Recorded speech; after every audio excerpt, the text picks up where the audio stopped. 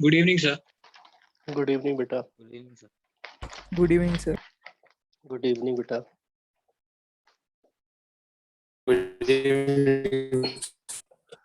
Good evening बेटा।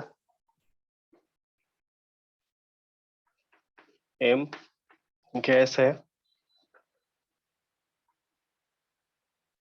एक electron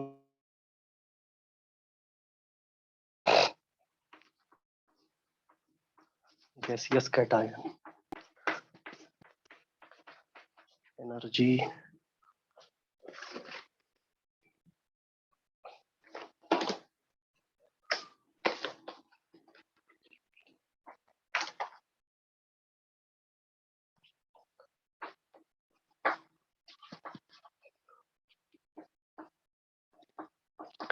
required.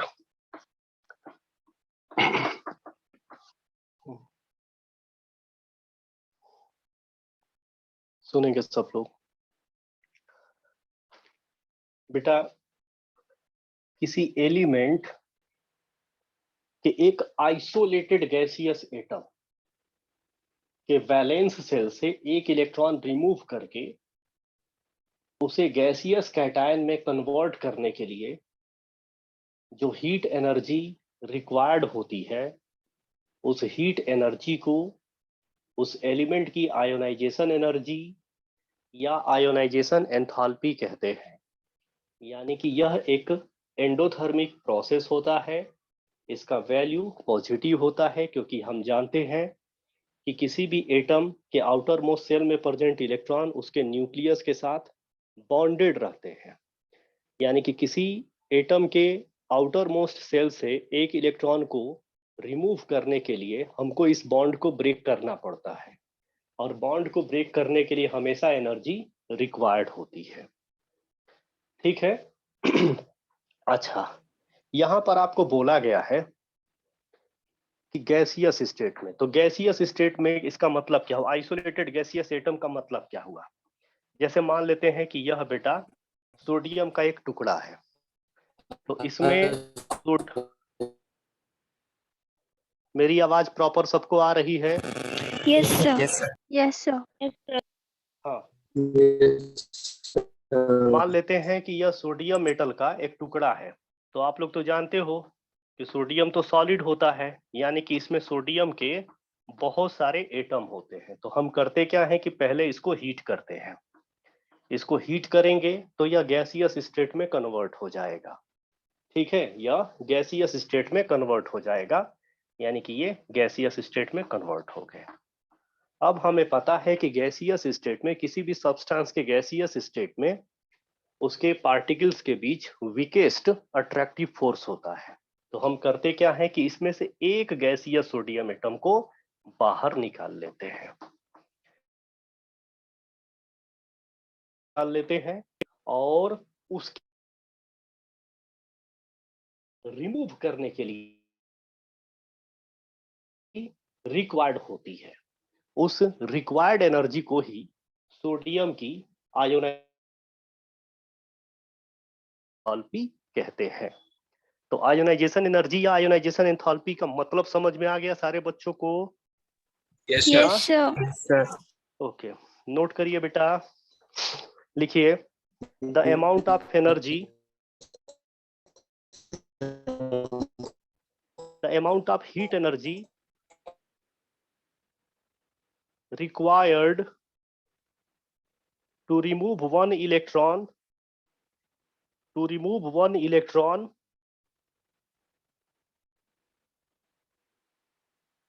from valence shell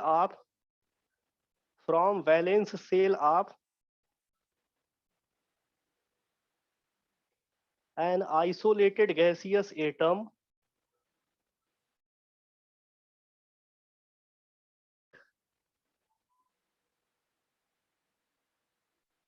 is known as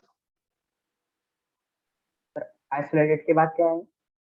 gaseous atom of an is known as ionization energy or ionization enthalpy of the element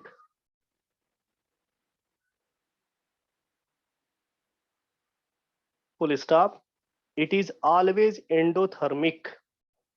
It is always endothermic. ENDOTHERMIC, endothermic मतलब इसका value हमेशा positive होता है। समझे आप लोग क्यों positive होता है बेटा? क्योंकि यह वह एनर्जी होती है। मतलब डायरेक्ट से बेटा तुम्हारी आवाज आज एकदम नहीं आ रही है, ठीक है ना? बहुत तुम्हारी आवाज पोलराइज हो रही है, तो क्लियर आवाज आ नहीं रही है। बस इतना लग रहा है कि कुछ बोल रहे हो, ठीक है। इसीलिए मैं पूछा हूँ कि मेरी आवाज सबको आ रही है, समझे? यस क्योंकि आ रही है मुझे आपकी। क्योंकि मुझे डाउट लगा कि कहीं मेरा ही नेटवर्क तो खराब नहीं है ना।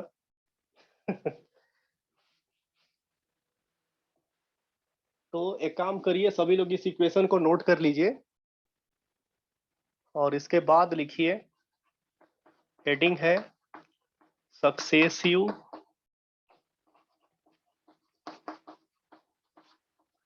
आयोनाइजेशन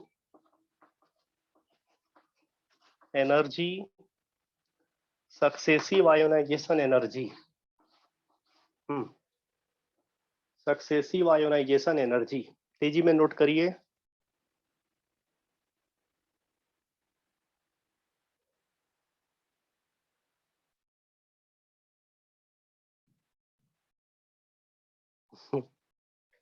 हाँ, नेटवर्क आजकल सबको रुला रहा है, मेरा भी नेटवर्क रुला ही रहा है आजकल, बहुत दिक्कत हो रही है। Noted sir. नोट कर लिए? Yes, okay, sir. सब लोग नोट कर लिए? Yes sir noted.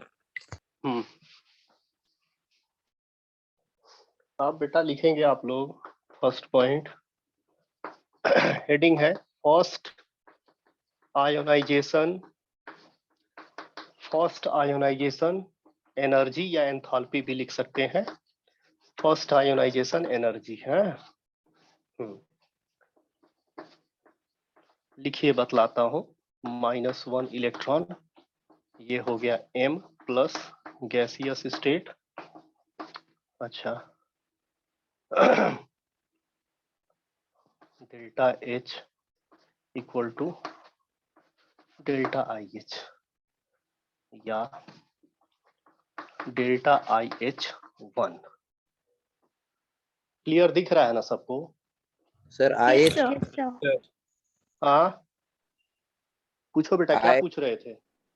IH क्या होता है हाँ, sir? Ionisation enthalpy. Delta IH का I का मतलब हो गया आयोनाइजेशन, H का मतलब हो गया एंथैल्पी, ठीक है। Okay sir. Second ionization energy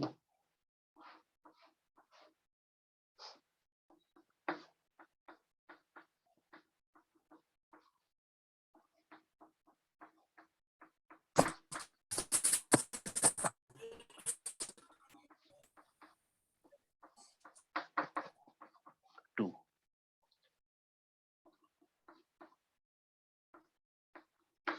third ionization energy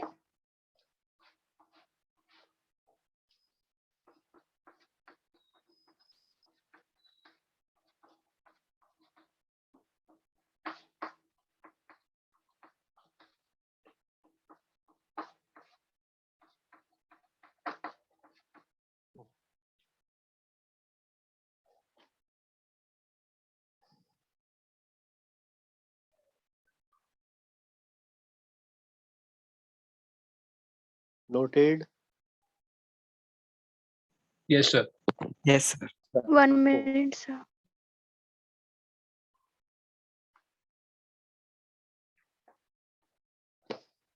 Yes, sir. Noted sir.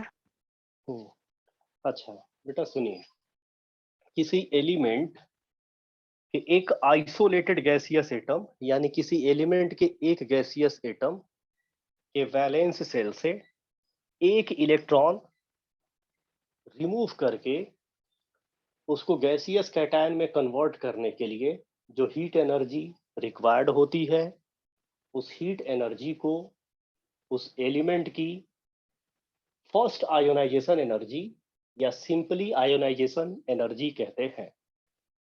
अच्छा, यहां से जो गैसियस कैटायन फॉर्म होता है उसके वैलेंस शेल से एक और इलेक्ट्रॉन रिमूव करके उसे डाईवैलेंट गैसियस कैटायन में कन्वर्ट करने के लिए जो हीट एनर्जी रिक्वायर्ड होती है उसे उस एलिमेंट की सेकेंड आयोनाइजेशन एनर्जी कहते हैं। यहां से जो डाईवैलेंट गैसियस कैटायन फॉर्म होता है उसके वैलेंस शेल से एक और इलेक्ट्रॉन रिमूव करने के लिए जो हीट एनर्जी रिक्वायर्ड होती है एनर्जी कहते हैं। इसी तरह से एक और इलेक्ट्रॉन निकालेंगे, फिफ्थ आयोनाइजेशन एनर्जी होगी। आई बात समझ में? हाँ, यस सर। Yes, sir. दे कि किसी भी एलिमेंट के थर्ड आयोनाइजेशन एनर्जी का वैल्यू उसके सेकेंड आयोनाइजेशन एनर्जी के वैल्यू से ज्यादा होता है और सेकेंड आयोनाइजेशन एनर्जी का वैल्यू फर्स्ट।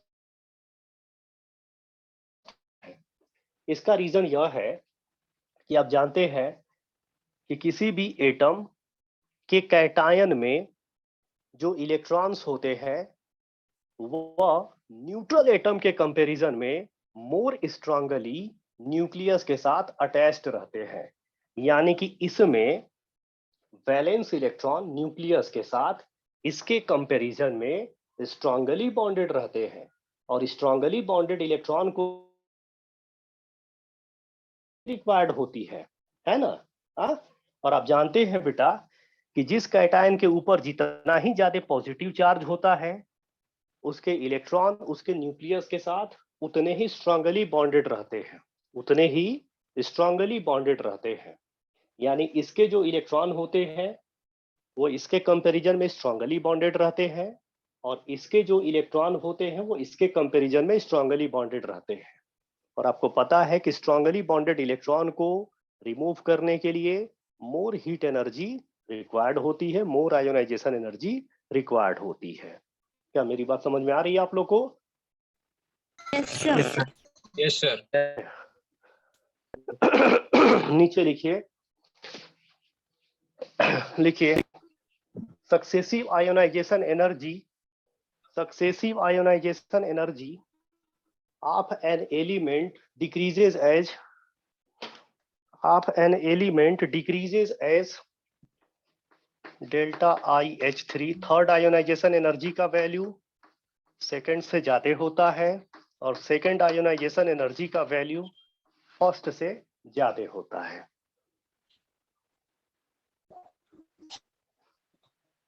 अब इसके बाद हेडिंग है factors affecting ionization energy, factors affecting ionization energy, factors affecting ionization energy. Note कर लिए सब लोग? Yes sir. Yes, sir. पहला फैक्टर है बेटा, first factor atomic size, atomic size, ठीक है। अच्छा, ये देखिए ये न्यूक्लियस है और ये बैलेंस इलेक्ट्रॉन है, ठीक है, और ये दूसरा है। अब आप लोग देख करके बतलाइए कि इन दोनों में से कौन सा इलेक्ट्रॉन न्यूक्लियस के साथ स्ट्रांगली बॉन्डेड रहेगा, ये वाला पहला। इलेक्ट्रॉन कि ये वाला? फर्स्ट वाला। सही है। ऊपर वाला। इसका मतलब यह हुआ कि जिस एटम की साइज इतनी ही छोटी होती है उसके वैलेंस इलेक्ट्रॉन उसके न्यूक्लियस के साथ उतने ही स्ट्रांगली बॉन्डेड रहते हैं और स्ट्रांगली बॉन्डेड इलेक्ट्रॉन को रिमूव करने के लिए एनर्जी ज्यादा लगेगी। एनर्जी रिक्वायर्ड होती है। बिल्कुल बिल्कुल। सो आयोनाइजेशन एनर्जी और एटॉमिक साइज के बीच बेटा रेसिप्रोकल का रिलेशन होता है, ठीक है। नोट कर ले सब लोग। Noted sir.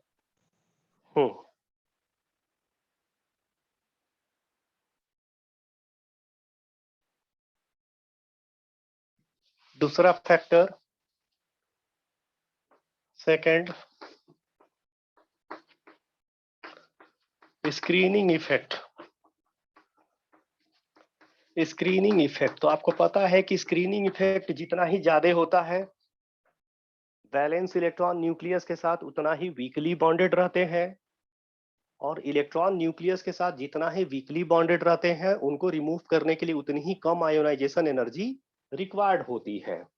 सो स्क्रीनिंग इफेक्ट और आयोनाइजेशन एनर्जी के बीच रेसिप्रोकल का रिलेशन होता है। ठीक है बेटा? हाँ ठीक। स्क्रीनिंग इफेक्ट आपको पता है ना, एस का पी से ज्यादा होता है, पी का डी से ज्यादा होता है, और डी का एफ से ज्यादा होता है। ये क्या है? Decreasing order of screening effect, है ना? Decreasing order of screening effect. Screening effect.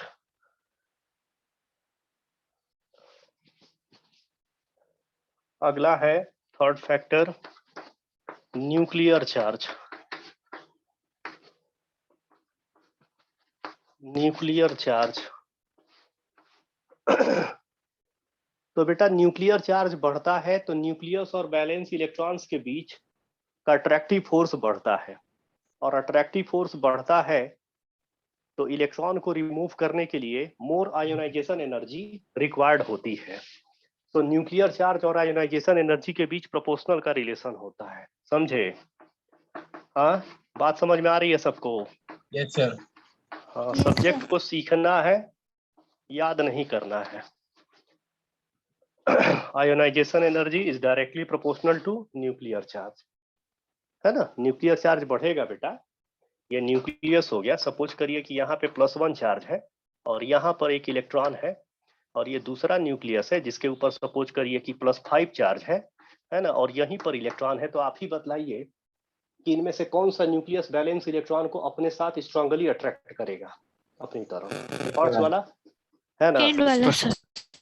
ये हुआ कि यह इलेक्ट्रॉन इस न्यूक्लियस के साथ इसके कंपैरिजन में टाइटली बॉन्डेड रहेगा, स्ट्रांगली बॉन्डेड रहेगा, और स्ट्रांगली बॉन्डेड इलेक्ट्रॉन को रिमूव करने के लिए हमेशा मोर आयोनाइजेशन एनर्जी रिक्वायर्ड होती है, यानी कि दोनों के बीच प्रोपोर्शनल का रिलेशन होता है।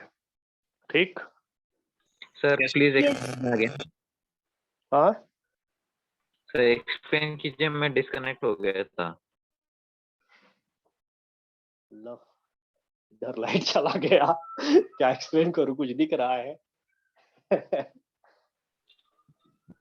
अभी आ जाएगा लाइट। स्क्रीन पे ले लीजिए सर। डिजिटल पैड पे? Yes sir. डिजिटल पैड पे यस। अभी लाइट आएगा, रुको, है ना? बारिश मेरे की पास- वजह से लाइट जा रहा है सर बहुत जगह। माचिस भी नहीं होगा हमारे पास।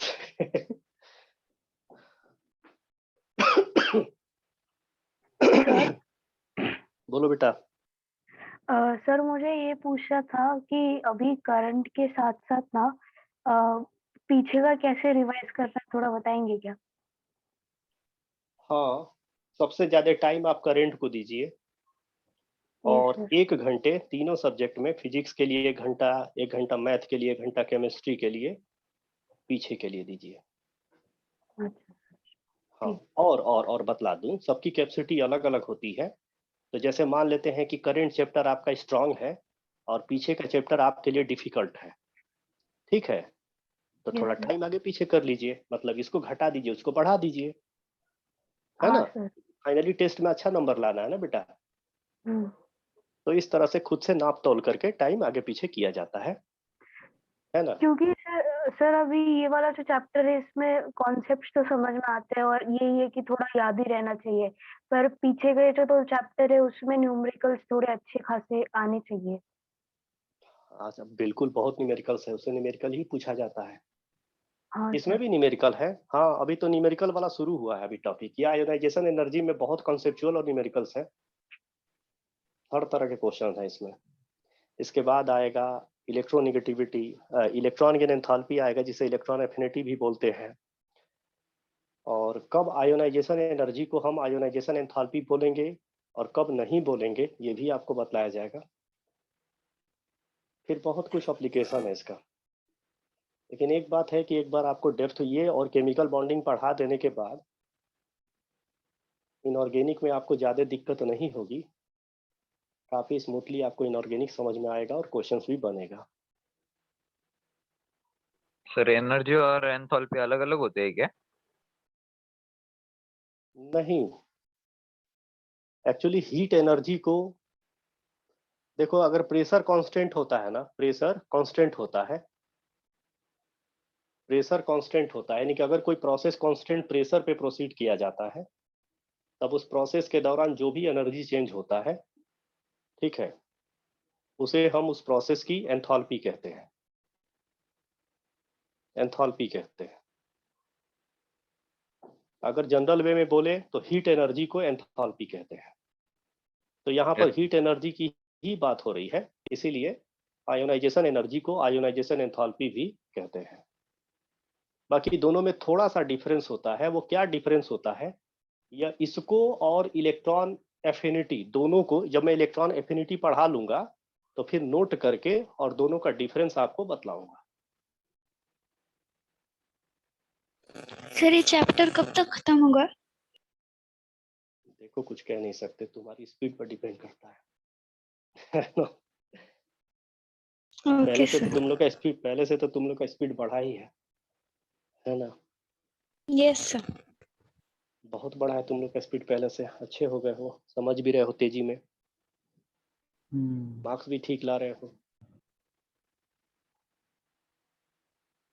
अरे नहीं आएगा क्या लाइट आज? जरूरत है तो नहीं आ रहा है। सुबह कटा था ऐसे ही तुरंत आ गया था, कल भी कटा था तुरंत आ गया था।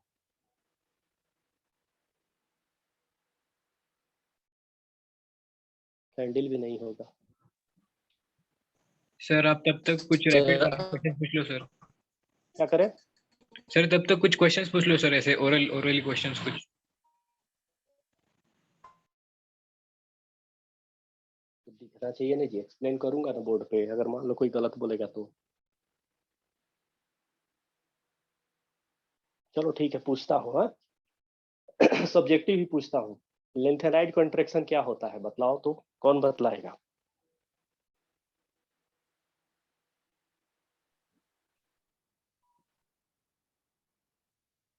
लेंथेनाइड कॉन्ट्रैक्शन, बोलो बेटा। लेफ्ट टू राइट जाते वक्त रेडियस डिक्रीज होता है किसमें? एफ ब्लॉक लैंथेनाइड सीरीज में। हाँ, तो वो लेंथेनाइड कॉन्ट्रैक्शन के कारण होता है ना? हाँ। हाँ, अब लेंथेनाइड कॉन्ट्रैक्शन क्या होता है बेटा, कौन बतलाएगा?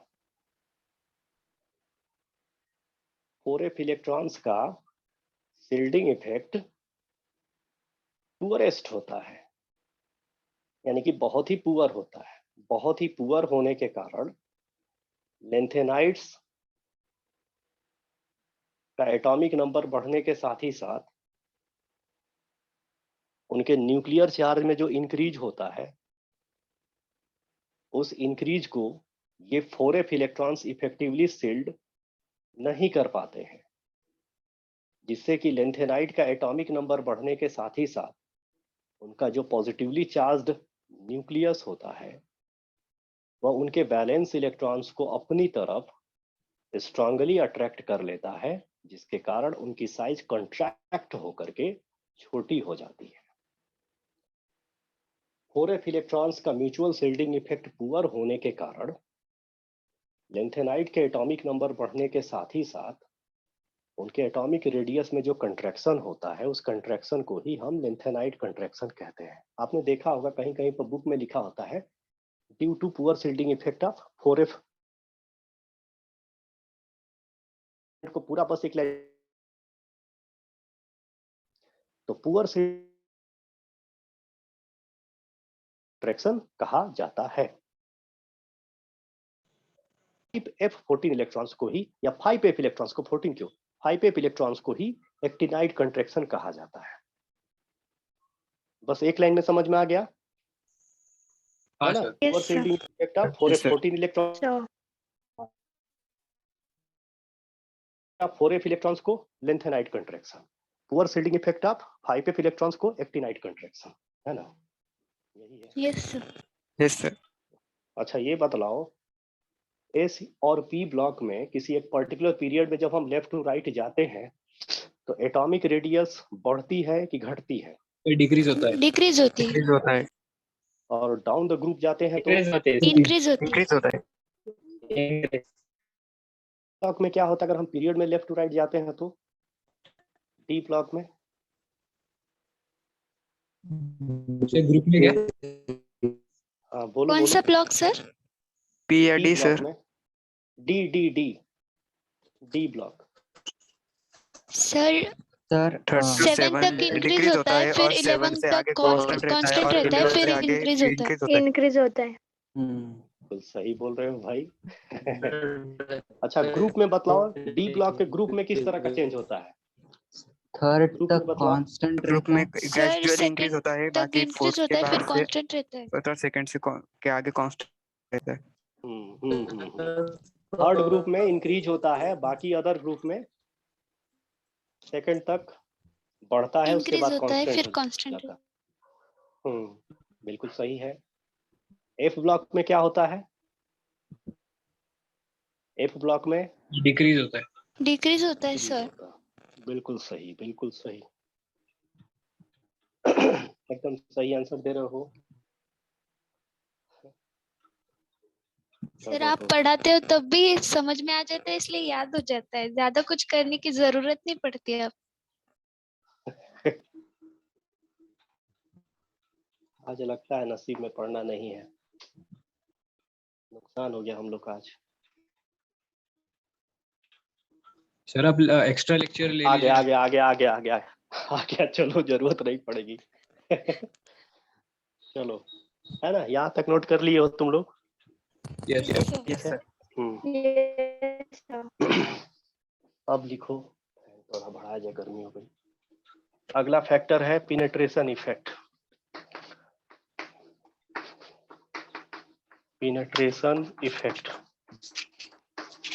अब ये क्या होता है बतलाता हूं, थोड़ा लिख लो सब लोग। पिनेट्रेशन इफेक्ट, पिनेट्रेशन इफेक्ट।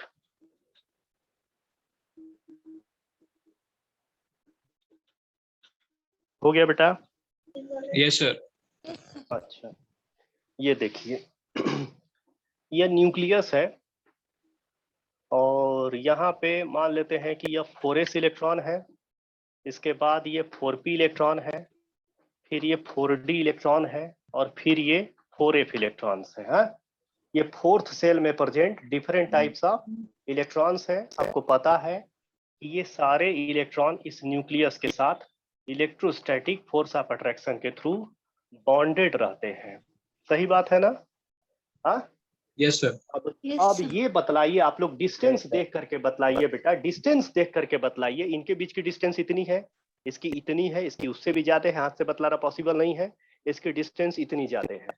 तो ये बतलाइए कि इन सभी इलेक्ट्रॉन्स में से सबसे स्ट्रांगली 4s इलेक्ट्रॉन न्यूक्लियस के साथ बॉन्डेड रहेंगे, यस सर. है ना? Yes sir. उनसे वीकली 4p इलेक्ट्रॉन न्यूक्लियस के साथ बॉन्डेड रहेंगे, यस सर. और इनसे वीकली 4d इलेक्ट्रॉन, और सबसे वीकली 4f इलेक्ट्रॉन्स न्यूक्लियस के साथ बॉन्डेड रहेंगे, है ना? यस तो सर. 4s इलेक्ट्रॉन न्यूक्लियस के साथ सबसे स्ट्रांगली बॉन्डेड रहते हैं। तो बाहर से देखने पर ऐसा अपीयर होता है बेटा, ऐसा नजर आता है कि ये जो 4s इलेक्ट्रॉन होते हैं वो न्यूक्लियस में धंसे रहते हैं, पिनेट्रेटेड होते हैं। समझे बेटा?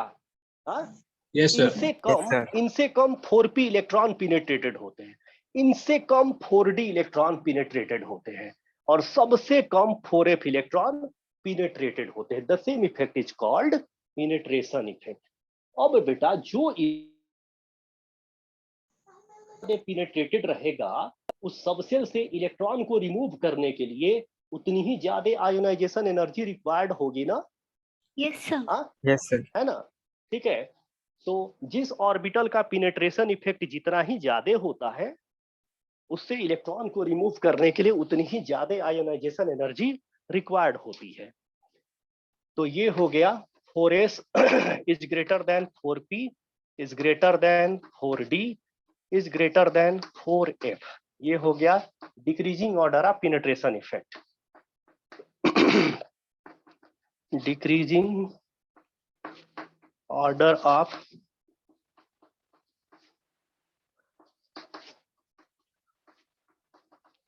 penetration effect. Decreasing order of penetration effect.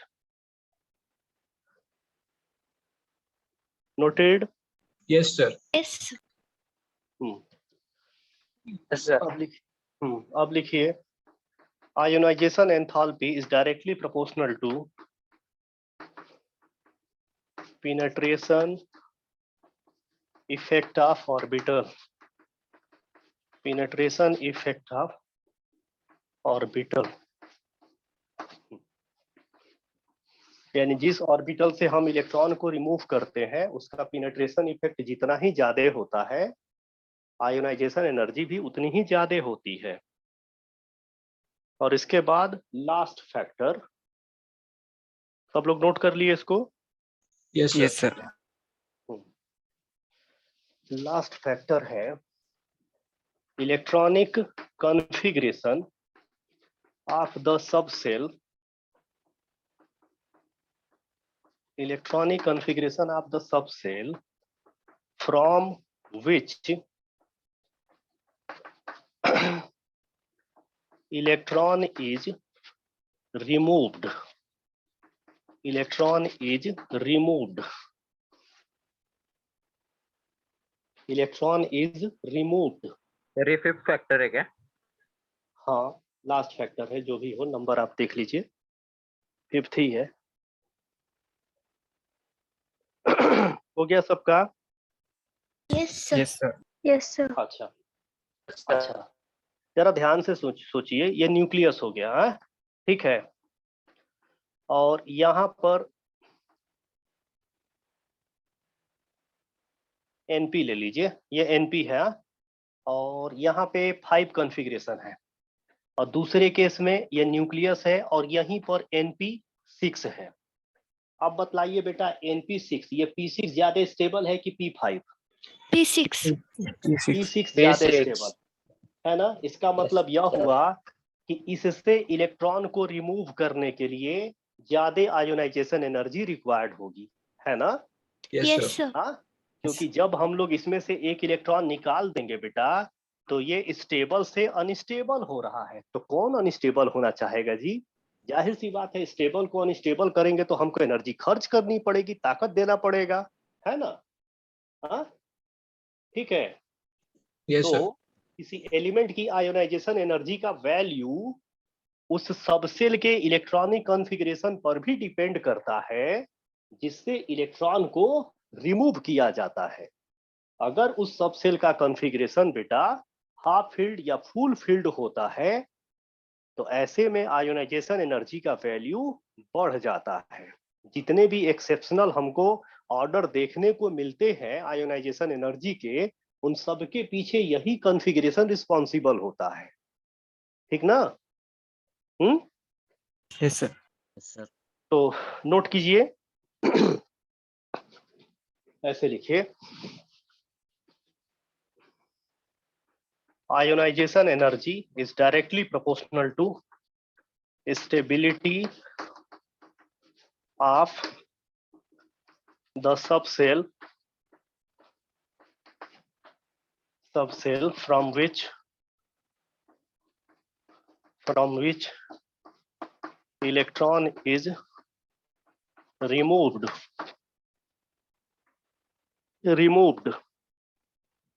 Noted, sir. बाकी बच्चों का भी हो गया?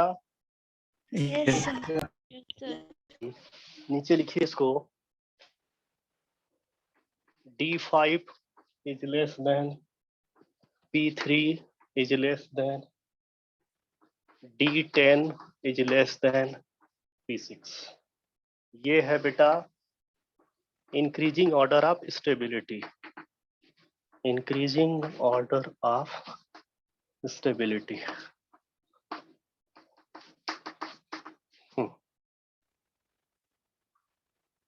दिख रहे हैं फुल फील्ड वाले ज्यादा स्टेबल है। अब यहाँ भी देखिए ये P6 फुल फील्ड है, D10 भी फुल फील्ड है, तो फिर D10 क्यों नहीं पहले आया है? Due to penetration effect. P का पिनेट्रेशन इफेक्ट D से ज्यादा होता है ना बेटा, है ना? Yes sir. इसीलिए देख लीजिए P के केस में एनर्जी या स्टेबिलिटी सबसे ज्यादा है। और यहाँ पर भी ये दोनों हाफ फील्ड है, तो हाफ फील्ड में ये क्यों लास्ट में चला गया है? वही ड्यू टू पिनेट्रेशन इफेक्ट। समझे? Yes sir. यस सब लोग नोट कर लिए इसको? Yes sir. Yes sir. Yes. अब लिखते हैं ट्रेंड। हेडिंग है ट्रेंड। पहला है in s and p block. S और पी ब्लॉक में सबसे पहले हम बात करेंगे तो since ionization energy is inversely proportional to atomic size, है ना बेटा? तो मुझे एक बात बतलाइए कि पीरियड में एटॉमिक साइज घटती है कि बढ़ती है? घटती है ना? घटती है। डिक्रीज यानी होती है। कि तो जब ये डिक्रीज होगी तो ये इंक्रीज होगा ना बेटा? यस हाँ। सर। ठीक है, तो along a period ionization energy increase होती है। ठीक है, ये मिटा दूं, ऊपर का लिख लिए है? Yes yes sir. Sir. Okay, तो यहाँ पर लिख लीजिए आयोनाइजेशन एनर्जी इंक्रीजेज। पीरियड में आयोनाइजेशन एनर्जी इंक्रीज होती है और ग्रुप में बेटा एटॉमिक साइज बढ़ती है ना, यानी आयोनाइजेशन एनर्जी घटेगी ना? बोलिए। Yes, sir. तो ionization energy decreases along a group.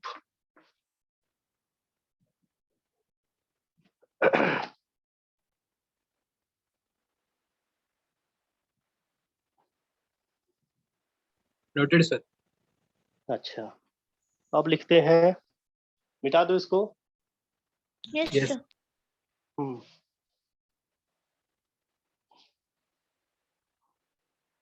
Second in D block. D block में तो इसमें है इन पीरियड। तो पीरियड में बेटा आयोनाइजेशन एनर्जी इंक्रीज होती है, ठीक है, स्लोली, लेकिन इंक्रीज रेगुलर नहीं है। तो क्या हो जाएगा? अलोंग अ पीरियड, पीरियड का मतलब ट्रांजिशन सीरीज, है ना? आयोनाइजेशन एनर्जी इंक्रीजेज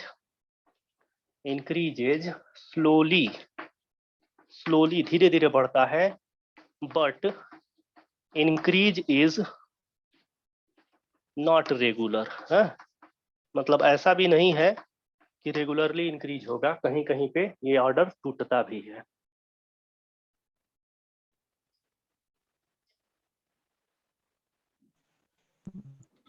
हो गया सबका? Yes sir. Yes sir. Yes, sir. Okay, अब ग्रुप की बात करते हैं। ग्रुप की बात करते हैं, ठीक है। पीरियड हो गया यानी कि ट्रांजिशन सीरीज। अब ग्रुप। इन ग्रुप, तो ग्रुप में बेटा थर्ड ग्रुप में जब हम ऊपर से नीचे जाते हैं तो आपको पता है एटॉमिक साइज बड़ी होती है, इसीलिए आयोनाइजेशन Yes. एनर्जी डिक्रीज घटती है। होती है। डिक्रीज होगी। हाँ घटती है। हाँ हाँ, थर्ड ग्रुप को छोड़ करके अन्य किसी भी ग्रुप में डी ब्लॉक के जब हम ऊपर से नीचे जाते हैं तो फर्स्ट ट्रांजिशन सीरीज से सेकंड ट्रांजिशन सीरीज में जाने पर एटॉमिक साइज बड़ी होती है, यानी आयोनाइजेशन एनर्जी घटेगी, ठीक है। और उसके बाद एटॉमिक साइज कांस्टेंट हो जाती है, लेकिन न्यूक्लियर चार्ज बढ़ता है। न्यूक्लियर चार्ज बढ़ता है ना, क्योंकि एटॉमिक नंबर बढ़ता है ना? तो Yes, न्यूक्लियर sir. चार्ज बढ़ने के Sir. कारण उसके बाद आयोनाइजेशन एनर्जी बढ़ती है, ठीक है।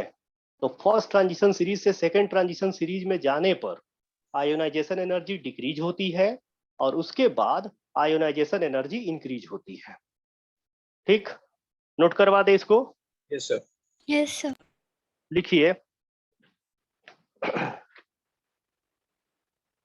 लिखिए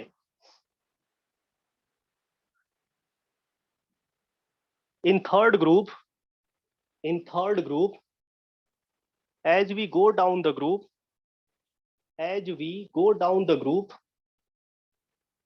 their ionization energy decreases gradually.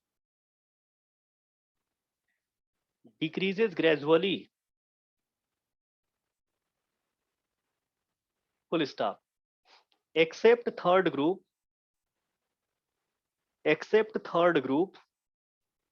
in any other group,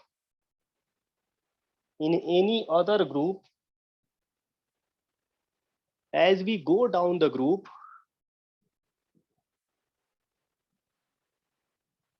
comma, their ionization energy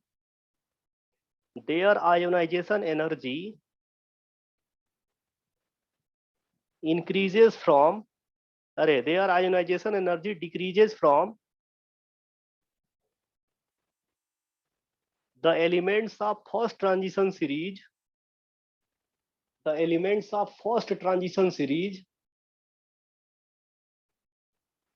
to second transition series. Thereafter, it goes to increase.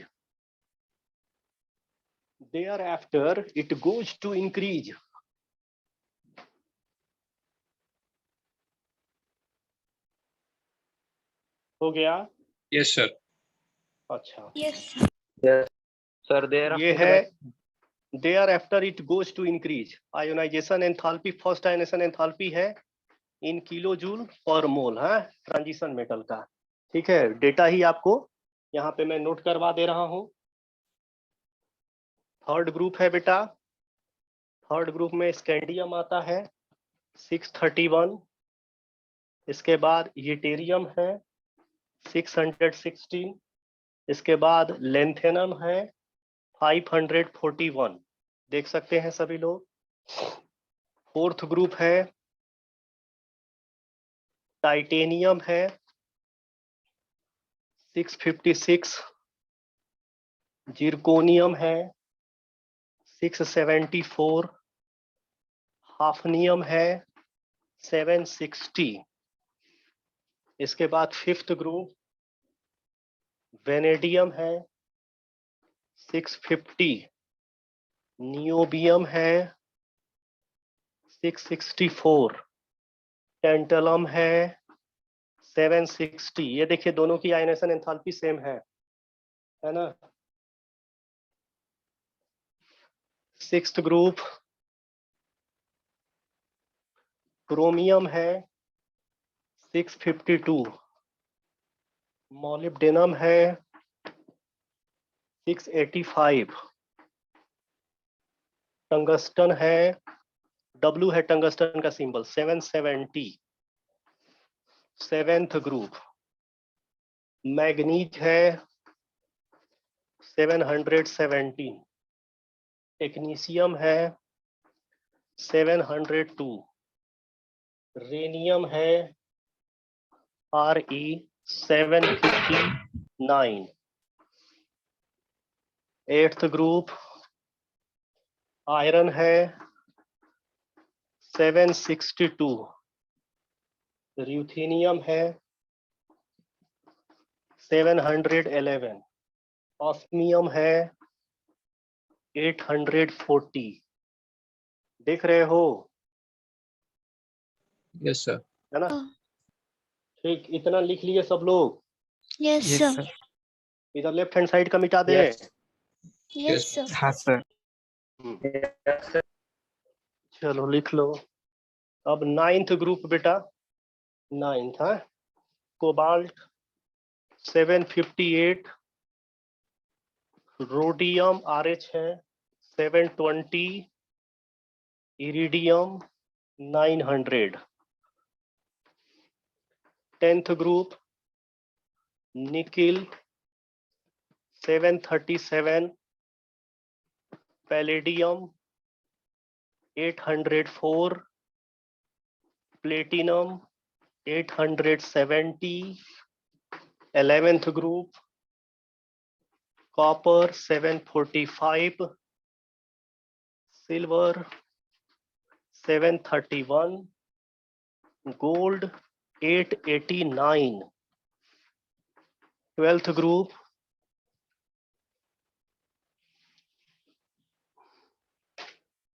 Zinc 906, cadmium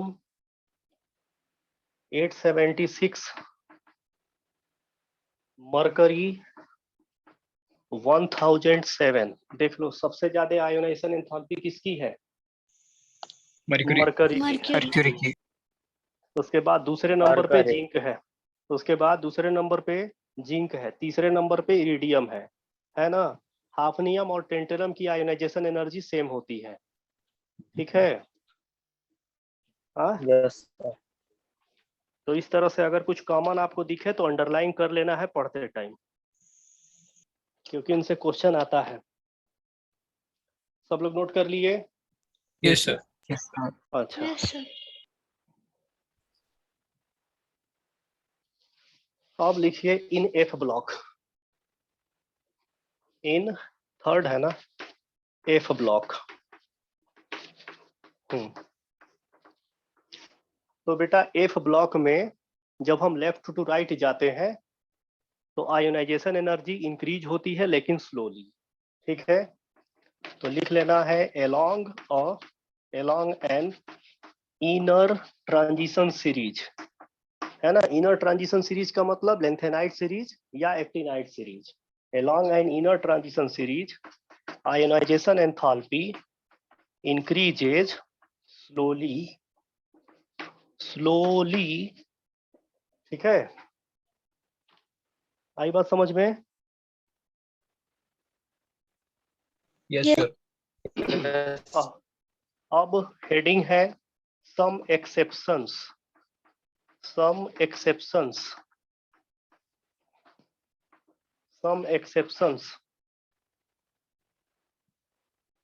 note कर लिए सब लोग? Yes sir. Some exceptions. बात करते हैं पहला, इन सेकेंड पीरियड में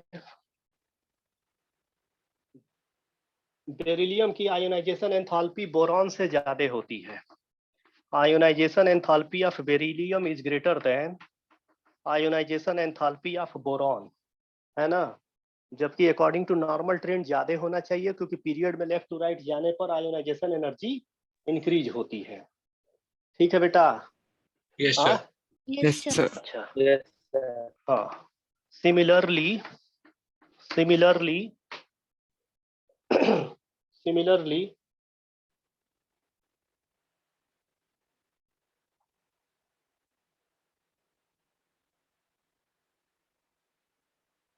ionization enthalpy of nitrogen is greater than ionization enthalpy of oxygen। इस तरह से लिखने पर समझ जाओगे ना? हाँ, Yes, sir. हाँ सर। ओके। अब देखो इसका रीजन क्या है बेटा।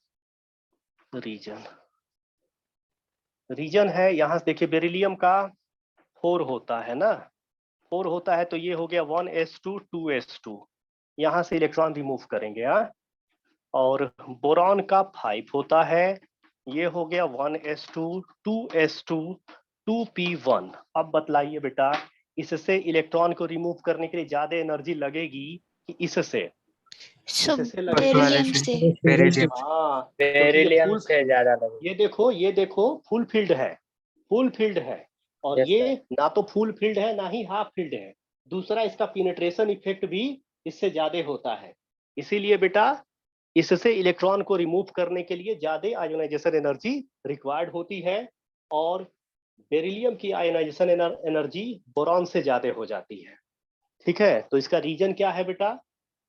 इसका रीजन क्या है? This is due to difference in stability of the subshell from which electron is removed during their ionisation.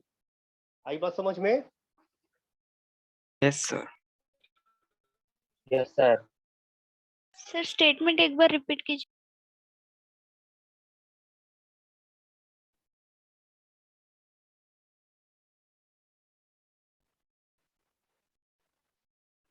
आवाज आ रही है मेरी? Yes, yes sir. Sir, hello? Yes sir आ रही है। आ रहे सर। तो स्टेटमेंट लिखवाने की जरूरत है? हाँ दीजिए सर। लिखवा दीजिए सर। लिख लो, this is due to difference in stability of this is due to difference in stability of the subcell from which electron is removed during their ionization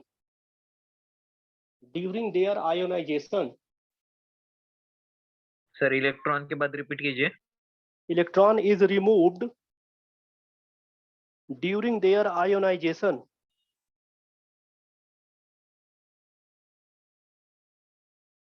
ठीक है? Yes sir. हाँ, तो अगर हम सेकंड पीरियड में बेरिलियम और boron को देखते हैं तो आप देखिए बेटा कि बोरॉन बेरिलियम के राइट हैंड साइड में प्रेजेंट होता है सेकंड पीरियड में, और हम जानते हैं कि पीरियड में लेफ्ट टू राइट जाने पर आयोनाइजेशन एनर्जी बढ़ती है, यानी according to normal trend boron की आयोनाइजेशन एनर्जी बेरिलियम से ज्यादा होनी चाहिए, जबकि रियल में होता उल्टा है। ऐसा क्यों? तो इस सबसेल की स्टेबिलिटी में डिफरेंस के कारण। समझे आप लोग? हाँ, यस Yes, सर। इसी sir. तरह से, हाँ इसी तरह से बेटा इसको छोड़ दीजिए, कार्बन को हटाइए, तो यहाँ पर 7 नाइट्रोजन आता है और उसके बाद 8 ऑक्सीजन आता है ना, 8 ऑक्सीजन आता है। तो according to normal trend oxygen की आयोनाइजेशन एनर्जी नाइट्रोजन से ज्यादा होनी चाहिए, जबकि होता उल्टा है। क्यों भाई? तो कॉन्फ़िगरेशन लिखकर देख लीजिए। मैंने बोला था ना कि जितना एक्सेप्शनल ट्रेंड हमको देखने को मिलता है सबके लिए यही स्टेबिलिटी रिस्पॉन्सिबल होती है।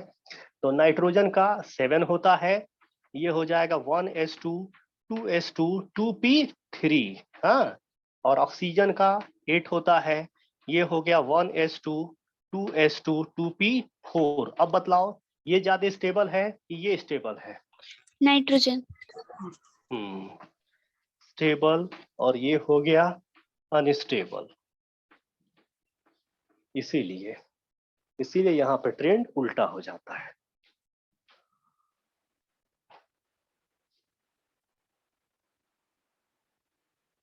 ये सेकंड पीरियड के एक्सेप्शन है। अब आते हैं थर्ड पीरियड में। हो गया सबका यहाँ तक? Yes sir. बाकी बच्चे भी लिख लिए? सर नीचे Yes, का sir. 1 minute please sir. और ज्यादा एक्सेप्शन से ही क्वेश्चन पूछता है, समझे ना? सीधा सीधा क्यों पूछेगा भाई? Yes sir. चलो अब लिखो।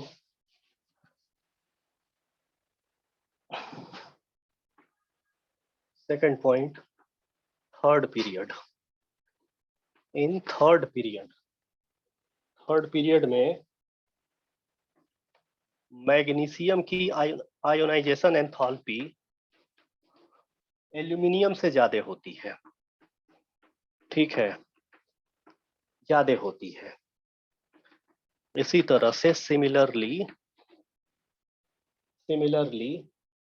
फास्फोरस की आयोनाइजेशन एंथैल्पी सल्फर से ज्यादा होती है। Ionisation enthalpy of phosphorus is greater then ionisation enthalpy of sulphur. चलिए देखते हैं इसके पीछे रीजन क्या होता है। मैग्नीशियम का 12 होता है, 1s2 2s2 2p6 3s2, ये हो गया। एल्यूमिनियम का 13 होता है, 1s2 2s2 2p6 3s2 3p1।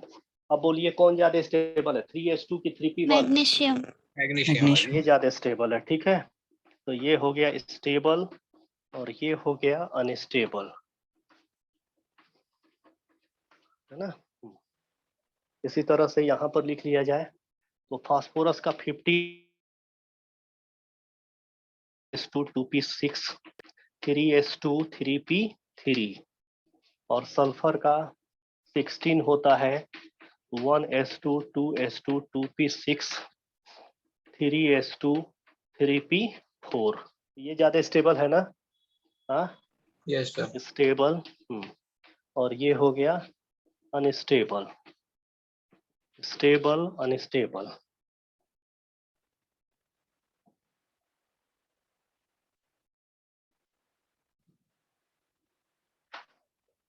अभी और एक्सेप्शन है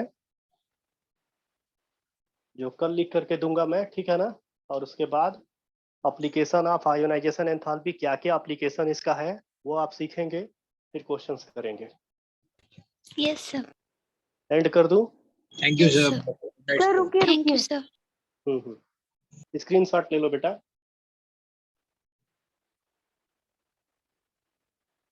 हो गया? हो गया सर। Yes sir.